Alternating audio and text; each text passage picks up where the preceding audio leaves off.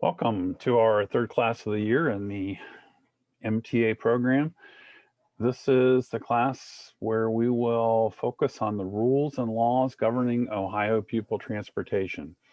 This is a class that we offer every year in the three-year curriculum, and that's based upon attendees' requests. So every year we focus on a little bit different aspect. We look at some of the different rules. We look at some of the laws that we haven't done a deep dive on before. and So here we go. Let me preface this by saying that when we focus on the rules and laws governing what we do here in Ohio, I think it's very important that you understand that there are rules outside of the state that we also have to comply with. So we're going to look at the total package today. And I like to call this the regulatory ladder. We will start by focusing on some of the things that happen at the federal level, talking about three different agencies there. And then we'll talk about Ohio's revised code, Ohio's administrative code, and we'll end the session today talking a little bit about how board policy fits into all of this.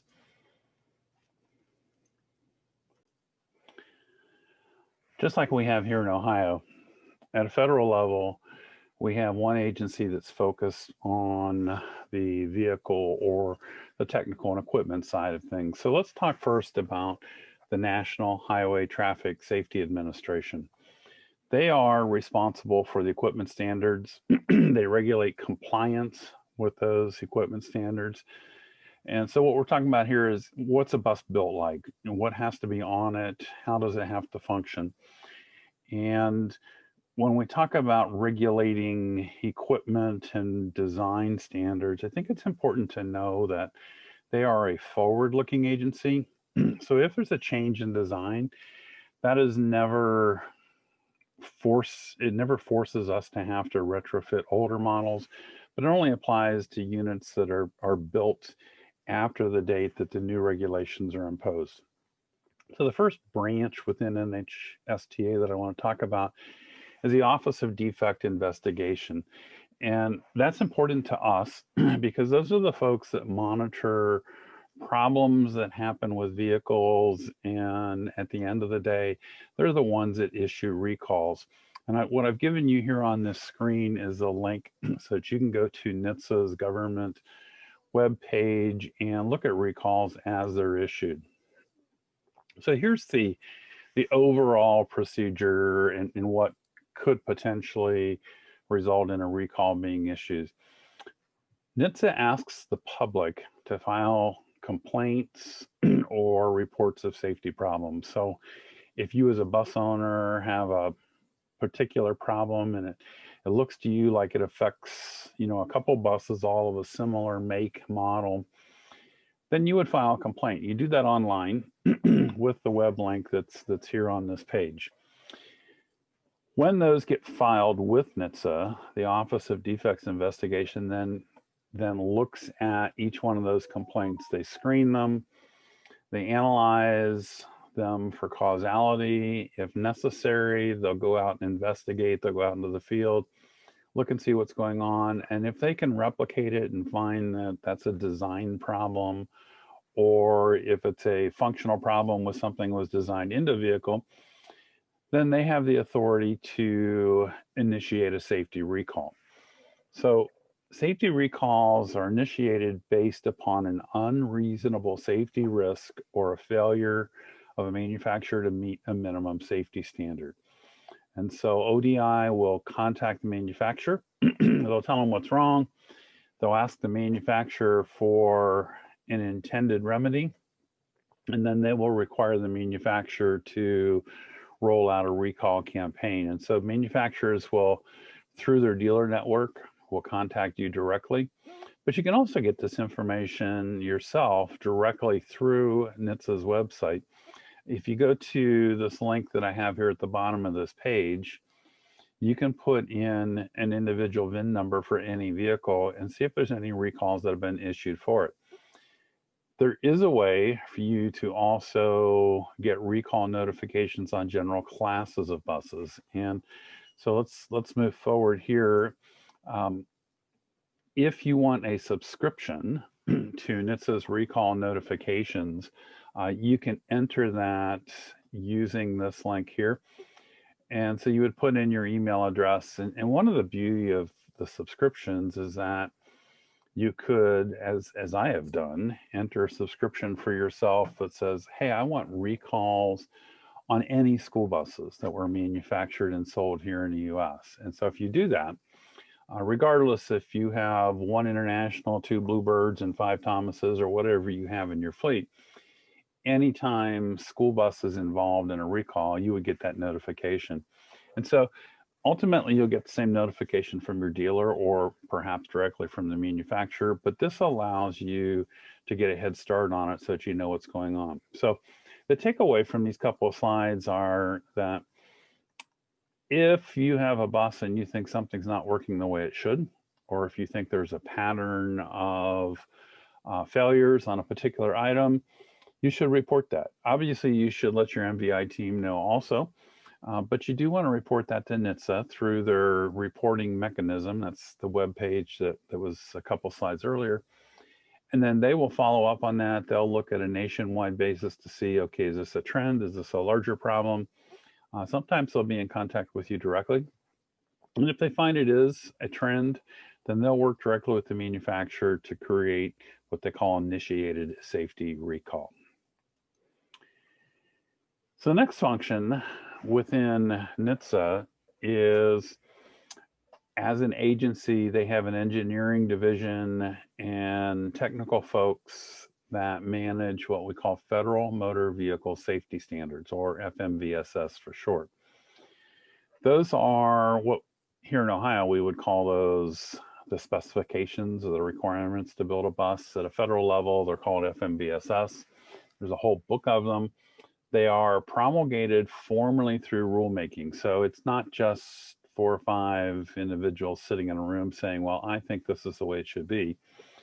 If they want to create a rule that says, here's what has to be true of windshields or doors or steering linkages on a school bus, they have to propose that rule. It has to go through a formal process, which typically takes about 3 years to manage.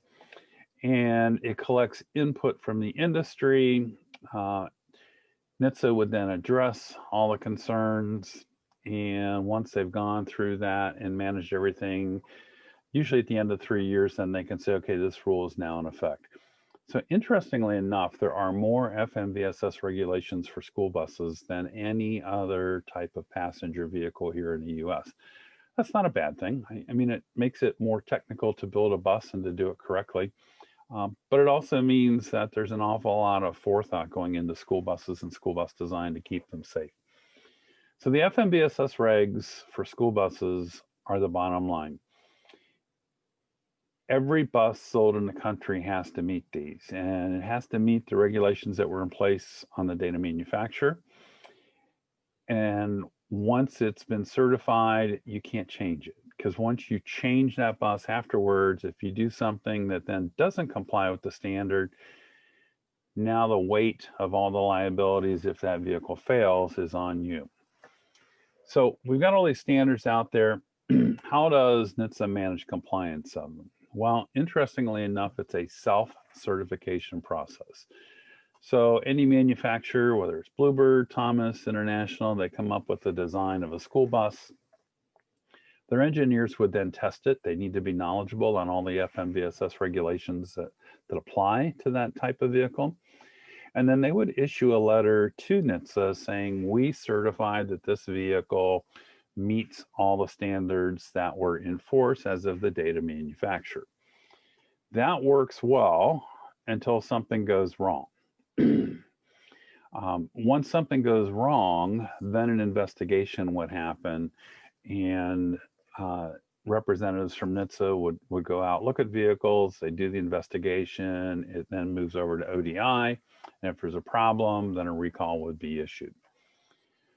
So all school buses here in Ohio have to meet both the FMVSS regulations and the Ohio requirements. So the question you might ask is, well, why do I need to even worry about these? Well, Ohio bus owners are required to maintain compliance with all the specifications and regulations that were in place as of the date of manufacture. In fact, that is hard-coded into the Ohio Administrative Code. So that includes things like changing the mirrors, making changes to the body if you do sheet metal repairs, whether you modify seats, if you take a seat out, drill holes in the floor and put a new seat in. These are scenarios where it would be very easy for you to, without realizing it, invalidate an FMVSS certification. Again, keep in mind that there's more FMVSS regs on school buses than any other vehicle. So before you start changing something, maybe you want to change brands of mirrors, you'd best make sure that that mirror on the bus you're working on does not invalidate the FMVSS certification. In this case, it'd be for 111.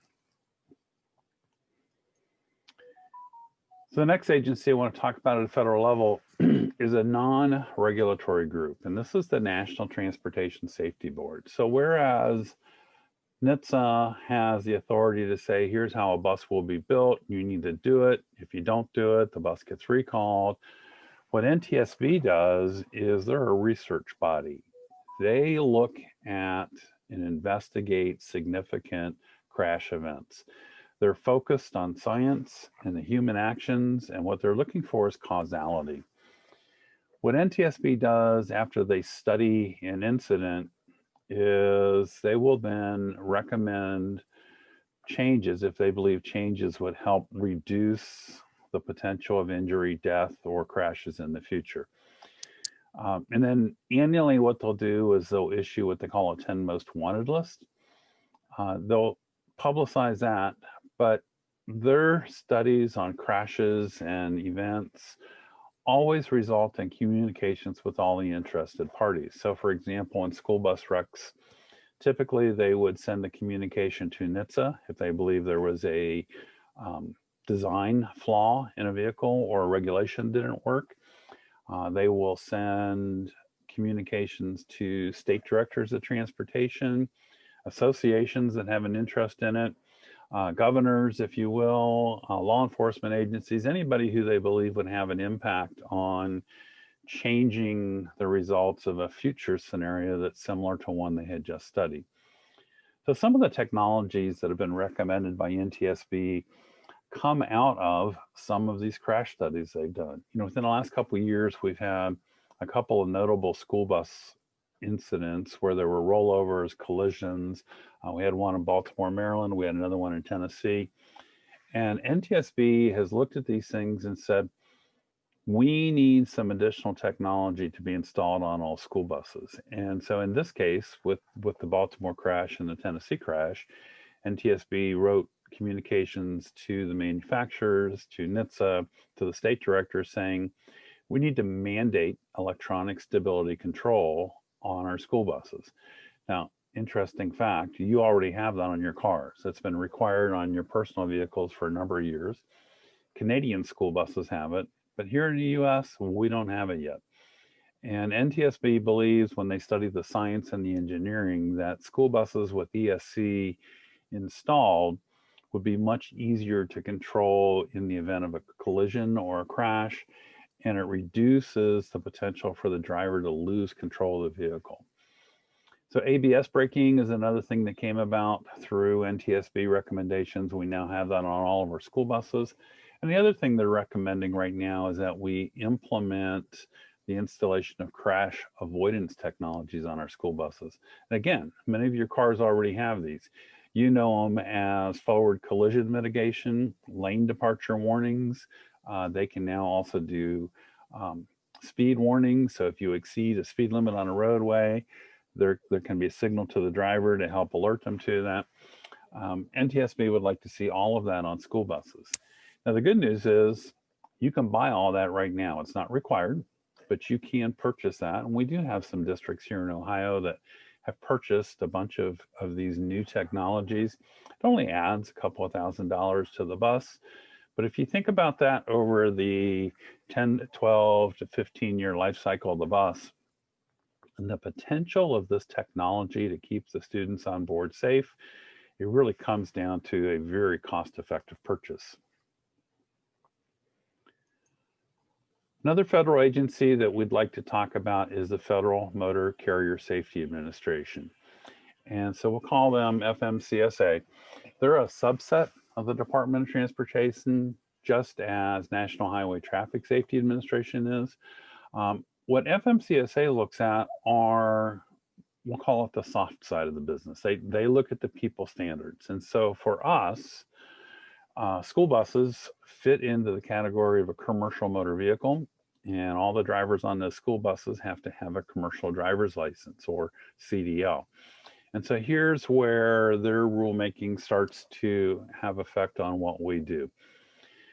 Those standards apply to any vehicle that is 26,001 or more pounds GVW, designed for 16 or more passengers. And then there are some additional small riders in there. So for example, the small school buses, the type A's that are yellow, those are a formal school bus. Those also fall into the CMV category, and the operators would have to have a CDL. There are some differences in the administration of FMCSA and NHTSA.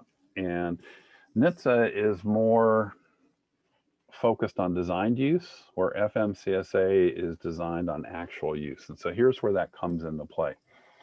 You can have a mechanic that works for you with just a P endorsement on their CDL operate a school bus. So mechanics are allowed to drive school buses without passengers on board with just a P endorsement. And so that's confusing to some, saying, okay, in order to drive a school bus, you have to have an S endorsement. Well, not if it's empty. FMCSA controls the licensing standards under CDL, and what they've said is that, okay, it is a school bus, which makes it a bus, so you can't change it to a truck or a car or a transport. So you do have to have the passenger endorsement, but you don't have to have the S because it's not being operated as a school bus. So something to know when you think about how your mechanics have to be licensed. If your mechanics never drive a bus with students aboard, they don't need to have the S endorsement, which means they don't have to go through pre-service or any of the other things. Now, just to be clear, if one of the duties of a mechanic in your district is also to cover as a substitute school bus driver, now we're talking a whole different set of rules. They have to have the S endorsement, they have to have pre-service, they have to have in-service, the physical, and everything else that goes with it.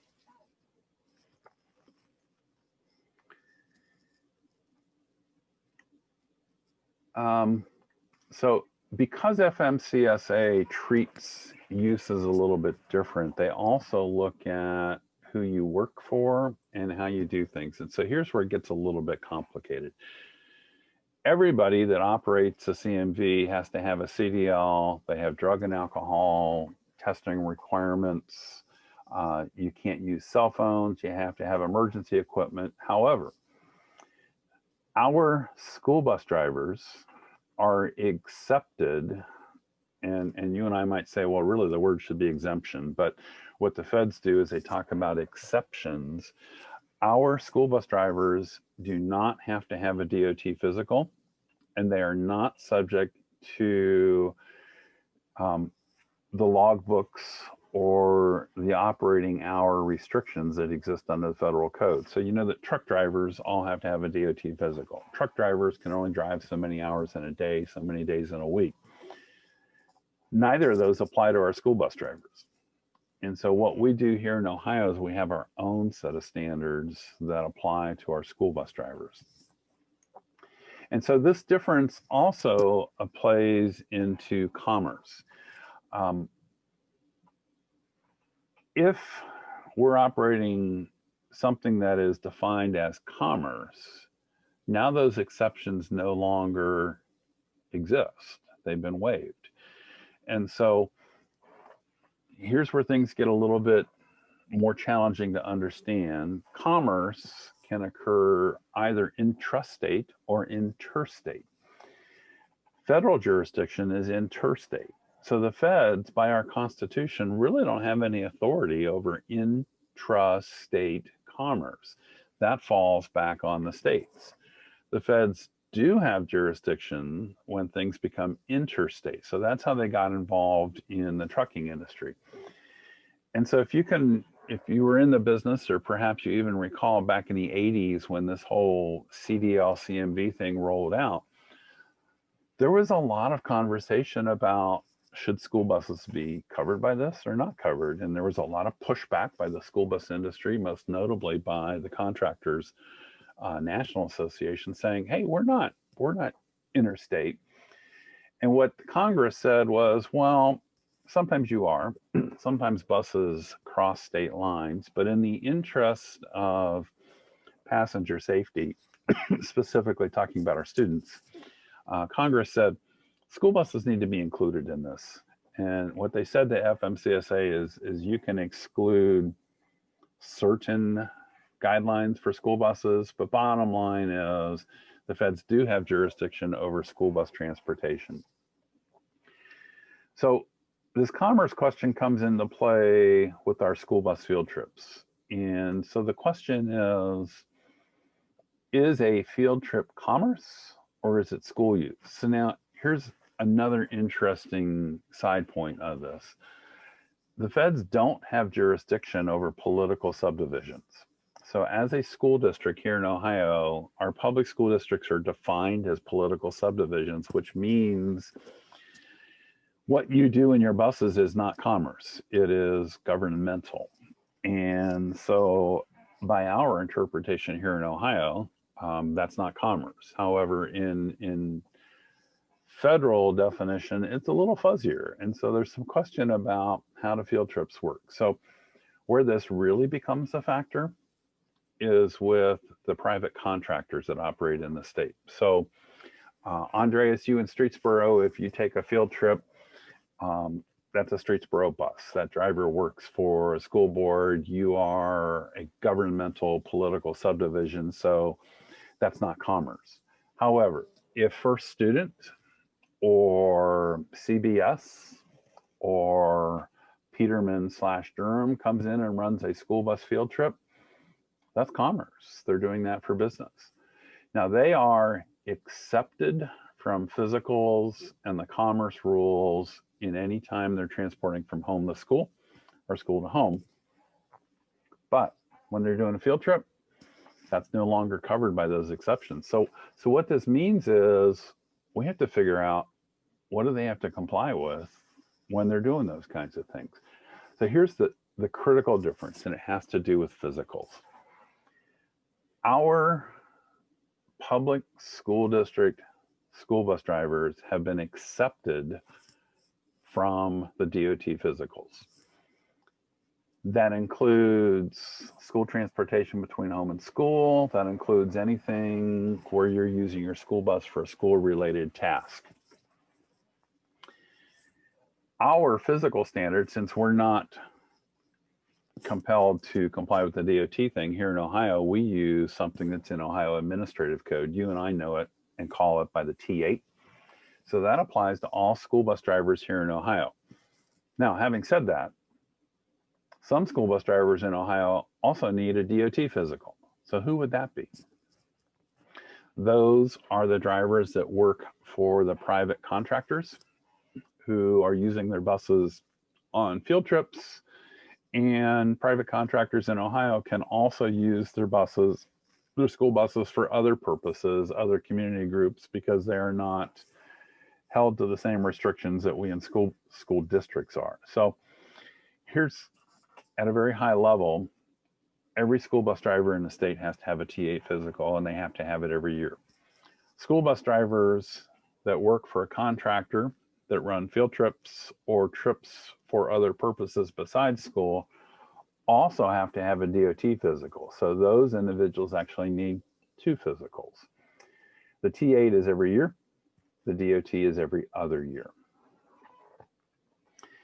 Now, I'm not going to go into the federal guidelines and the differences. I will tell you that there are differences between a T8 and a DOT.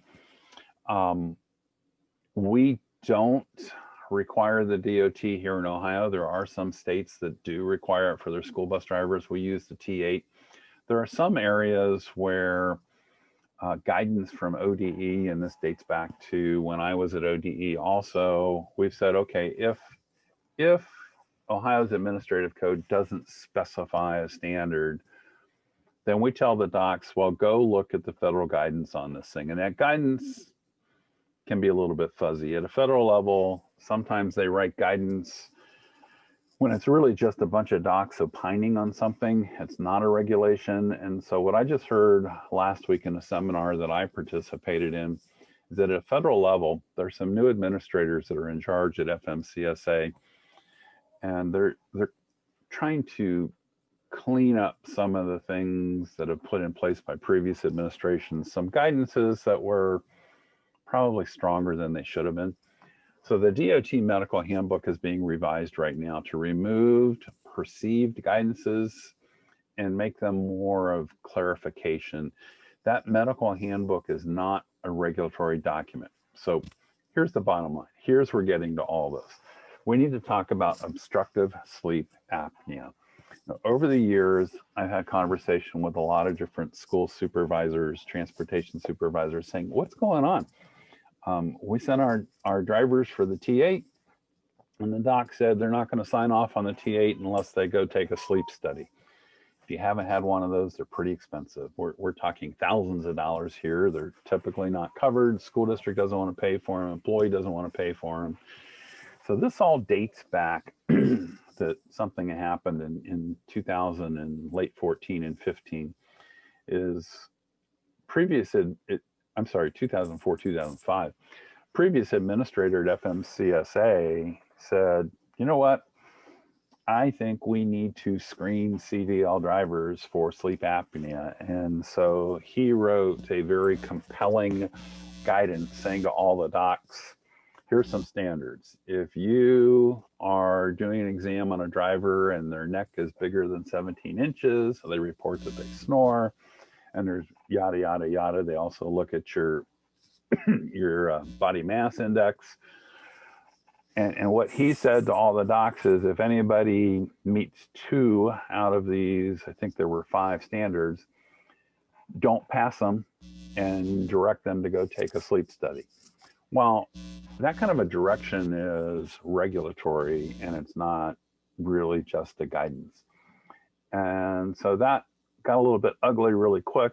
And even though we're not subject to the DOT physical, what happened was the occupational health centers and the docs working here in Ohio saw that at a federal level. So they said, oh, we're going to apply that to school bus drivers. Well, there was an uprising against that. And what happened is NSTA, which is the national arm of the school bus contractors group, and they do a lot of lobbying, and they worked with the Congress saying, hey, you know, the folks over in FMCSA are implementing things that haven't gone through rulemaking, and that's not how federal government is supposed to govern. If it hasn't gone through rulemaking, they don't have the authority. And indeed, that went through Congress. Congress said, you're right. They don't have the authority for that. And so a bill was written. It was signed by the president. It is now Public Law 113-45. I have included that in your handouts. So it's not in the PowerPoint, but it is in the handouts. The essence of that law is very brief. And what it says to FMCSA is you can implement protections and things that look at obstructive sleep apnea, but only if you go through rulemaking. And the fallout of that is, hey, you haven't gone through rulemaking, which means that's not a standard and you can't require it. And so that law still stands today. There has been no rulemaking done on this. So the essence of it is a doc can't look at a driver who has a big neck or says they snore and say, okay, stop right here. I'm not going to pass you unless you go out and take a sleep study. So that is not acceptable. Now, at the same time, the administrator at FMCSA said, okay, so you said we can't make that a mandate. So they put it into their guidance document, and their guidance document is written very strongly saying to docs, If you have any belief that this driver has OSA, then don't pass them, and you need to follow up on that and investigate it. So the essence of it is they tried to do a workaround around the public law. That's not the way things are supposed to work. And so there's been a lot of confusion. Here's the bottom line. The feds are rewriting that guidance document to keep it more in tune with the spirit of the law that was passed by the US Congress. But when you have a conversation with a doc who has just failed one of your drivers saying, hey, they've got sleep apnea and I can't pass them like that, here's what you need to know. If a driver says to the doc, yes, I've been diagnosed with sleep apnea, I'm supposed to use a CPAP, and I'm under care for that, it is appropriate for the T8 physician to say, okay, I need to follow up with your primary care provider to make sure you're doing what you're supposed to do. That is appropriate. That's not basis for a failure in and of itself. They can't say, well, you need to go take a sleep test. But what they can say is, here's a condition that could impact on your ability to operate a school bus safely. And I need to make sure that you're following all the standards. If they find out that the driver is just kind of blown off the treatment plan, they're not using their CPAP and all that, that is an appropriate failure of a T8 because the driver is not complying with medical direction. So that is acceptable. What's not acceptable is a health screener saying to a driver, oh, you have a 17.5-inch neck and you tell me you snore, so you have to go take a sleep study. So that's what you need to remember. And if you're having problems with your practice on that, both the guidance document and the public law I've included in our handout section for today. Feel free to download those, have those in hand. If you have any questions about how to understand them, what the next steps are, give me a call or send me an email. We'll help walk you through that. So just one slide here on drug and alcohol testing. Doug did a presentation on this in our last month's class. And so for those of you who have just joined the program this month, or you weren't in the last class, you can go online and pull our materials from there. We've also got some training programs available through OSBA on the Drug and Alcohol Clearinghouse, as well as supervisory training, which you're required to take. We're not going to do those today because those are in a different class. But know that drug and alcohol testing applies to all safety-sensitive drivers. And so by definition, that's CDL holders operating a commercial vehicle.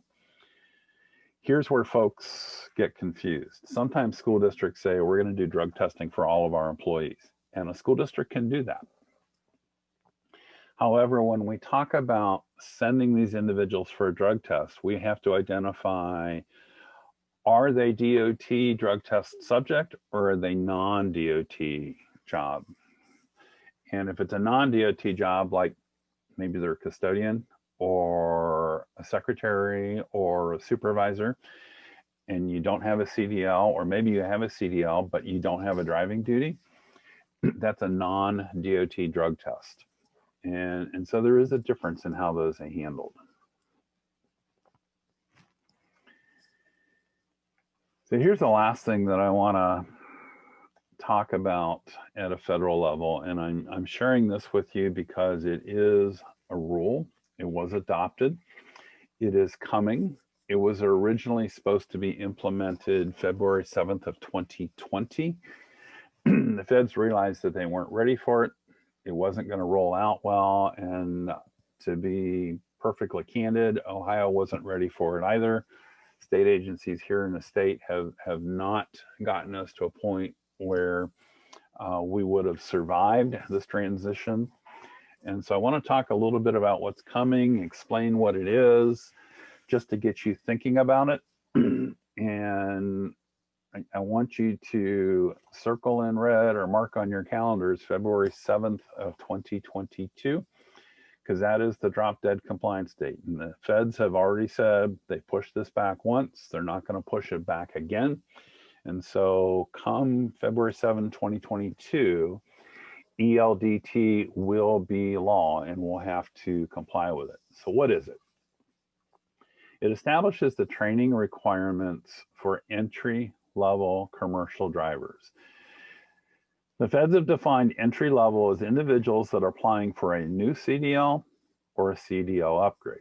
So let's say you hire someone off the street and they don't have a CDL. Obviously, that's someone applying for a new CDL. Let's say you're managed to recruit a retired truck driver and he has his commercial driver's license. He has a Class B. He doesn't have the air brake restriction. And so the only thing he needs is a P or maybe just a P and an S. That's an upgrade. So that person is also considered to be an entry-level driver. So that means they have to go through and complete ELDT. And what ELDT does is it defines the content that's included in the training for both theory, i.e. classroom, and behind the wheel training. So let's dig in a little bit deeper. What the rule says, the CDL applicants have to complete a prescribed program of instruction from an entity listed on FMCSA's training provider registry. So TPR is an acronym you're going to see more and more and more as we move forward through the next 13, 14 months. The curriculum is divided into two parts. It's theory and behind the wheel. So there's a classroom portion and there's a behind the wheel training portion. The theory portion has to be taught by an instructor who's listed on the TPR. Remember that acronym? Training Provider Registry. And so anybody that does training for ELDT has to be listed on the TPR. Here's what's interesting. The Fed said they have to take this class, but there's no minimum hours. That's kind of a unique concept for us here in Ohio. We're used to putting drivers through their pre-service program, and when they take their first year class, they have to do 15 hours, right? So the feds have said, well, there's no minimum hours. This was by agreement with the industry folks that helped them do this rulemaking. They said, let's not focus on how long. Let's focus on what they know when they're done. So at the end of the training, individuals have to take a test and they have to score at least 80% on the test. Okay, so that's the theory portion. For the driving portion, behind the wheel, it has to be taught by an instructor who's, again, listed on the TPR. Again, there's no minimum hours. So here's what's interesting to note. It doesn't say, the feds don't say you have to spend an hour teaching them how to turn around, an hour teaching them how to do pickups and drop-offs, an hour having to do railroad crossings, or you have to do a minimum of 15 railroad crossings. Sound familiar? Some of that comes out of our pre-service program. What they've said is you have to teach this individual all these different things. At the end of that teaching, each driver trainee has to demonstrate proficiency in performing all the required behind the wheel skills. And in this seminar I was in last week, the federal regulator in charge of this program said, very important distinction here. There's no waiver, no challenge option. So let's unpack that for just a moment. That means that if you're the instructor, and someone comes to you and they're a brand new candidate and you put them behind the wheel and they spin that wheel like a pro and they get it. They know how to handle the bus. You can't say, okay, let's skip all the training. Let's just do the proficiency evaluation. So in Ohio's parlance, when we think about a school bus driver going back for pre-service recertification, they just take a driving test, right? They don't actually have to go through the training. So if you take that back to a federal standard, what this says is you get somebody who's really skilled, really competent at handling their vehicle. You can't just say, well, let's skip all the training. We don't need to waste the time. Let's just see you take the test. That's not an option. So the training has to occur. So that instructor still has to cover all those materials. So we got two different parts, and we've got the classroom and we've got the behind the wheel. So now let's talk about this TPR thing. Who gets to be on the TPR? Well, this is really interesting. At a federal level, what FMCSA has said to us is that all entities, including public and private CDL training programs, fleet operated training programs, ... and there's a bunch of other words in there. But in essence, all entities that register with FMCSA and self-certify that they meet the requirements for providing training can provide the training. You as a school district, and the feds have been very clear with this in their explanation, you as a school district could register on the TPR. That would then, once registered, sets you up so that you could do your own CDL training for your drivers. You don't have to send them to pre-service or to a truck driving school.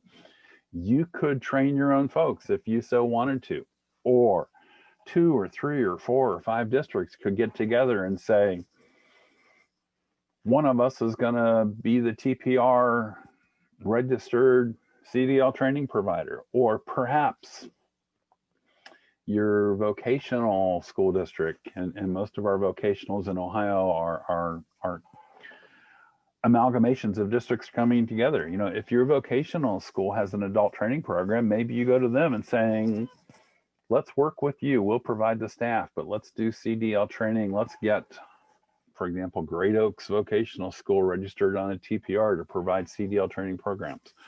So there's a great deal of flexibility here. What does it mean to be on the TPR list? Well, it means that you have to register with the feds and you have to affirm compliance with, you got to follow the federal curriculum. Your facilities have to meet the standards that the feds have said have to be in place for this program. You have to use training vehicles that meet the federal requirements. Your instructors have to meet the federal requirements. And you have to do record keeping, and for the feds, this is all computer-based, and meet any other state requirements that are in place. It's not really a very high bar. Most of you, if you had the staff and the time and the inclination, could register to become an eligible CDL training program and operate much the same way you have for the last 15, 20 years. Theory and behind the wheel can be separate providers. So you could have somebody that specializes in classroom instruction be listed on the TPR as a theory instructor, and you could have someone else, for example, a team of driver instructors, be a behind the wheel training thing. So I don't know how many of you have seen these emails, but there's actually a group of supervisors in Indiana that have come together and created a CDL driver training program. They have an online training program that drivers can do virtually, and they've recruited a bunch of their driver trainers to work together. And so they're now offering a CDL training program. And the beauty of this is that the standards for CDL are federal. And so you could take this training program in Indiana and use it here in Ohio. Now, when we test in Ohio, they do test on some Ohio specific standards, but that's easy to add to the curriculum here at the local district level. So that's coming. And I want you to know it's out there. I don't want you to lose sleep over it yet, but you do need to know that that's coming. And so I'm going to zip over here to the chat for just a second. Is this replacing the current pre-service class portion for new drivers and certification? And so let's, that's not a one-part question, that's a multi-part question. And so I want you to understand that there is a difference between CDL training and pre-service training. As a matter of convenience, when CDL training became compulsory for school bus drivers here in Ohio, as a state, we kind of put pre-service and CDL training together. So as a matter of convenience, the pre-service instructors at that time said, okay, we will include CDL training in what we do. However, from a legal standpoint, pre-service training for school bus drivers is something that's required by ODE through their operation and safety standards, and that does not include CDL training. CDL training is a prerequisite to be a school bus driver. You could, if you're an individual that wanted to be a school bus driver, go get your CDL somewhere else and then apply with a school district to become certified as a school bus driver in Ohio. So there's more than a little bit of confusion in the field about, okay, what is pre-service? Is pre-service a one-stop shop where we pack everything together? It doesn't have to be. It was never started that way. It was not intended that way. Pre-service actually pre-existed before CDL came around. Pre-service has been around in one shape or another since 1978. It started on a federal grant and then it expanded and moved into the state curriculum.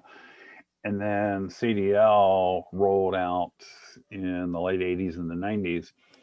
And so those are separate things. And we've not gotten a whole lot of response from ODE about what they think the right solution would be. There's a lot of different ideas out there. My goal in sharing all this information with you today is I want you to be knowledgeable about this. I want you to know that it's coming. And it's time for us in your smaller meetings of groups of supervisors to start thinking, what's the best way to do this? What's the best for us as we move down the road? Should pre-service become the CDL training program for our school bus drivers? Would that be most convenient? Or should we separate CDL training from pre-service training? And for me, before I move on, I would just say that I think you have to look at this from two different angles. One is, how do we get a new driver into the system? Yeah, it'd be convenient if it was a one-stop shop and everybody did everything in the same place.